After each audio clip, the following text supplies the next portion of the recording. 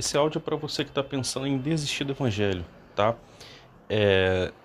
Existe uma diferença entre nós somos cristãos, tá? Nós pecamos, temos pecado que a gente não peca, porque a gente não é tentado, ou a gente é tentado, mas a gente consegue resistir, tá? E tem aqueles pecados que a gente tem vontade de fazer e aquela luta diária para não cometer, né? Desistir do evangelho é diferente, tá? Então, obviamente, todo mundo aqui peca, seja você que está em muita santidade, você vai pecar muito menos, né? Aquele que está em pouca santidade tende a pecar mais, né? Cada um tem um nível, né? A gente vai aperfeiçoando, né? Perseverando. Mas eu já cheguei uma vez a pensar, né? Em não acreditar mais em Deus. Isso foi em 2017, é uma longa história, tive uma depressão, é uma longa história mesmo, tá? Aí eu comecei a olhar muitos erros que a igreja estava cometendo. Hoje eu tô tão firme assim no evangelho, obviamente a Bíblia diz aquele que está de pé cuidado para que não caia, a gente tem que orar, vigiar e orar, né? Mas hoje eu tô tão firme na rocha que hoje eu sei de muito mais escândalos, erros que a igreja tem cometido, tanto que você vê pela internet ou pessoalmente, e eu não sinto nenhuma vontade, eu não quero ser mais cristão, cansei de Jesus, cansei do evangelho, não, tá?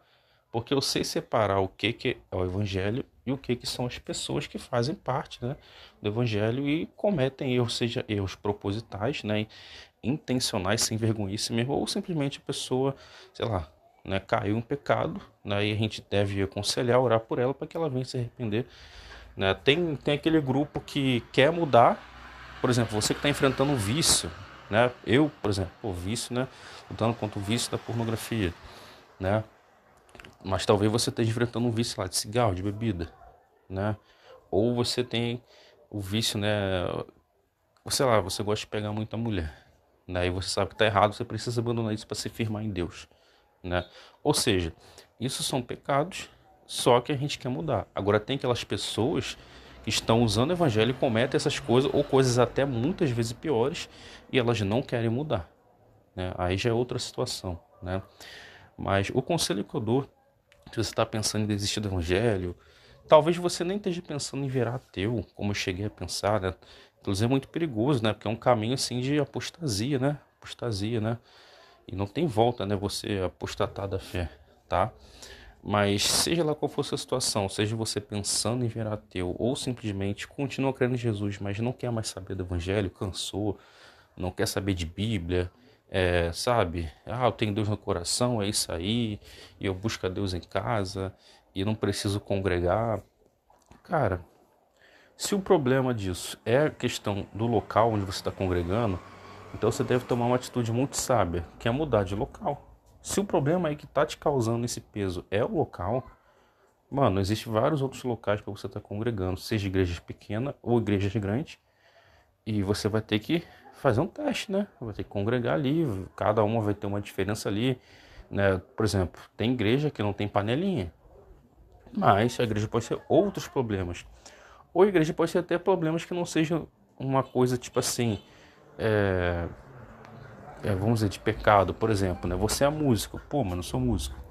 Eu quero estar numa igreja onde eu consiga tocar um instrumento, ter uma equipe de louvor legal, né? O pessoal seja, vamos dizer assim, profissional. E se você for uma igreja pequena, você não vai ter isso, né? Se tiver, tem igreja que nem tem bateria, violão, carrom, playback, entendeu? Mas talvez ali você não encontre outros problemas. Talvez ali você não encontre problemas, né?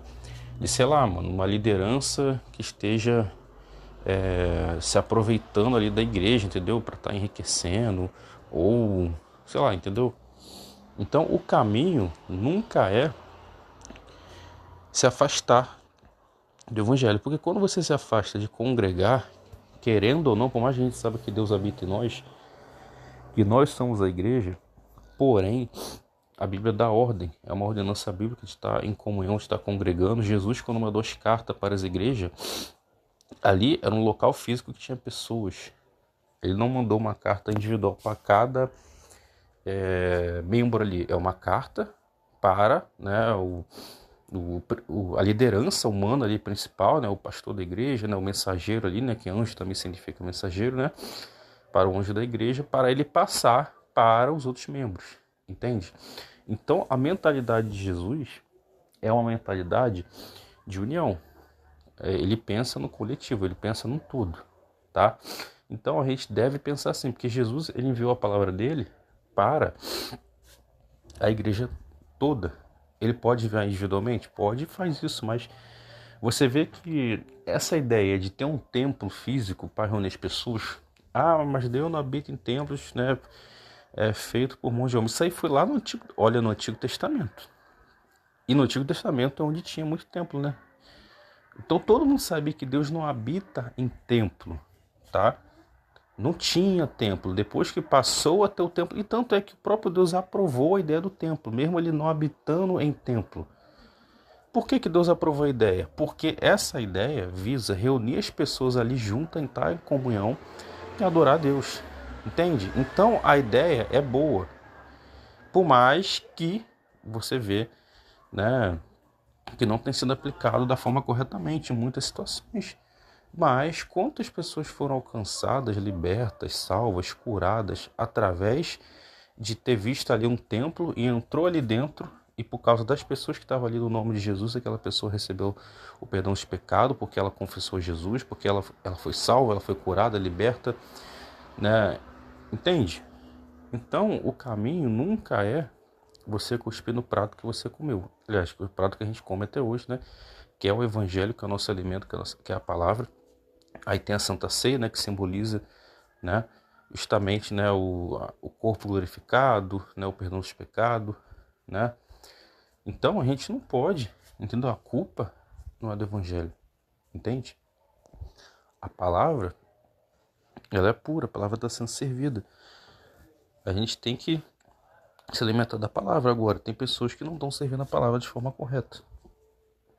Elas estão manipulando a palavra. E se você identificou isso, aí você deve, né, sair desse local. Agora, existe uma diferença entre a pessoa ensinar errado de forma sem querer. A pessoa aprendeu assim, ela aprendeu errado. Então ela prega heresia não porque ela quer pregar heresia, não por maldade, mas porque ela ensinou errado. É o caso dos pré-tribulacionistas. Eles pregam pré-tribulacionismo porque eles aprenderam assim. Eles aprenderam errado, ainda que muitos hoje estão aí de teimosia, né? Porque já foram confrontados várias vezes, né? No fundo sabe que está errado, mas não quer admitir, né? Entende? Então o caminho nunca é você desviar, você ir pro mundo, tá? Cara, eu penso sinceramente, mano, minha mentalidade hoje, mano, se eu não tô mais satisfeito onde eu tô congregando, mano, eu não vou pensar igual eu pensei no passado. Não quero saber mais de igreja, de Deus. Não, misericórdia, entendeu? Não, mano. Tem problema, entendeu? Eu vou congregar outra igreja aqui, visito uma aqui, visito outra aqui, entendeu? E primeiro que eu tenho minha vida com Deus, né, cara? Em casa, né, mano? Na rua, entendeu? A gente ora, a gente lê a palavra, né? Tem o evangelismo aqui no WhatsApp, aqui, evangelismo no Instagram, no YouTube, né? Então, assim, cara, o evangelho continua, mas faz parte do evangelho congregar. Então, eu vou me atentar ao que a palavra diz e vou procurar um outro local para congregar. Teve uma vez que eu fiquei uns meses sem congregar. Fiquei, sei lá, acho que uns 5 meses. Fiquei uns meses aí sem congregar, entendeu? Isso foi recente, faz muito tempo não, tá? Mas eu com a consciência, ó, vou voltar em algum momento. E voltei, entende? E se tiver acontecer de novo de eu parar de congregar, cara, eu não vou querer, mano, ficar meses, entendeu? Vamos supor que eu pare de congregar hoje. Sei lá, sair da congregação aqui, mano, eu quero, sei lá, ainda essa semana ou no máximo outra semana, entendeu? Já procurar, já tá visitando outra igreja, outro canto, entendeu? Tá aí visitando para não ficar meses aí parado, entendeu? Eu já tenho essa consciência, entende? Então, mano, o conselho que eu dou é justamente esse. Não vá para esse caminho, entendeu? É a primeira coisa que vai vir na telha, mano, na cabeça é isso. Esquece, né? Ou se não vir assim, vai vir de forma sutil, entendeu? O diabo vai usando estratégia, né? Porque se você tiver com muito na raiva mesmo, muito revoltado, mano, já vai vir na telha. Se você ainda, né? Você já tem uma certa resistência, o diabo, né? A sua carne também, né? Porque a sua carne favorece o diabo, né? Vai agir de uma forma sutil. Entende? Ele não vai estar com pressa de você desviar. Ele vai agir de uma forma sutil. Entende? E para você evitar isso, mano, entendeu? primeira coisa que você deve fazer é liberar perdão, entendeu? Procura a tua congregação, entendeu? Vai visitando, entendeu? E não tô falando aqui, mano, entendeu? Se você ficar uma semana sem congregar, você desviou, não, mano. Eu acho absurdo. Tem gente que, não, fulano, nossa, tá uma semana aí, fulano desviou, né? Tem gente que viaja, tem gente que tá congregando e já tá desviado há muito tempo, né?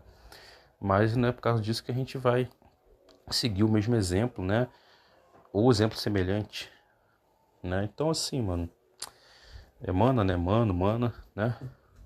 Pessoal, é isso, entende?